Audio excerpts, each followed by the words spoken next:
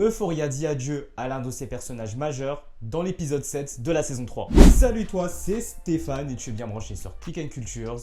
Musique, cinéma, théâtre, mode. Ici, la pop culture se vit au pluriel. Comme tu le sais, depuis le 13 avril dernier, Euphoria a fait son retour avec une troisième saison tant attendue.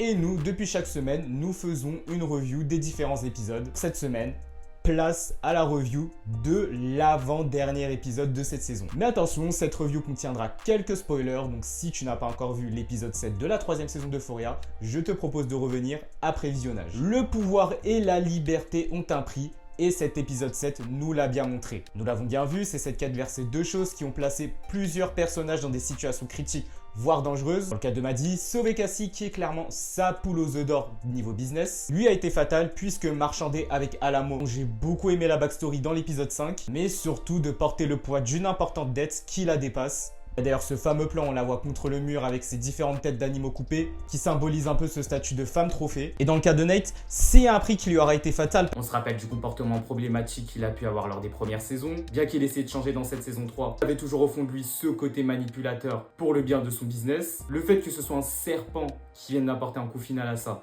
fait très clairement référence à l'histoire de la Bible. On sait ce que représente le serpent dans la Bible, le péché, la tentation, le vice.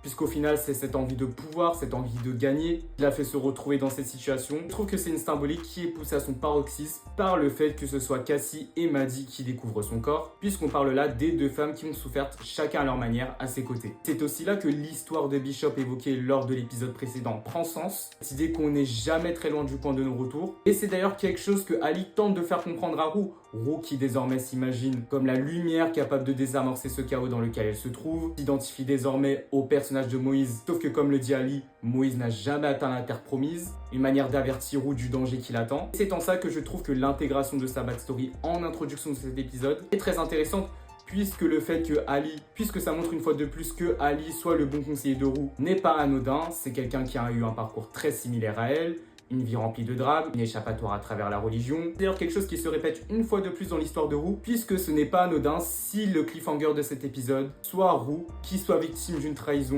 de Faye qui est censée être à la base son amie, qui met très clairement sa vie en danger. Et finalement, si on analyse bien cet épisode, c'est un peu son idée. Le fait de montrer que l'envie de pouvoir et de liberté est plus forte que tout un début est une fin à chaque niveau. En résumé, on peut clairement dire qu'on est sur le meilleur épisode de cette saison. Un épisode qui accentue le côté cinématographique de cette saison. On a aussi des références au cinéma noir des années 70, même parfois au cinéma d'horreur. Quand je dis ça, je pense notamment aux scènes avec Nate. De quoi nous préparer à un final qui s'annonce explosif. Un final qui, on le rappelle, constituera l'épisode le plus long de l'histoire pour une série HBO, puisqu'il durera 1h33. Et toi, qu'as-tu pensé de l'épisode 7 de la troisième saison d'Euphoria? Dis-moi tout en commentaire. Si tu as aimé cette vidéo, n'oublie pas de la liker et de la partager. Le contenu pop culture, n'oublie pas de t'abonner à mes réseaux sociaux. Et je te dis à la semaine prochaine, même endroit, même chaîne, pour la review du grand final.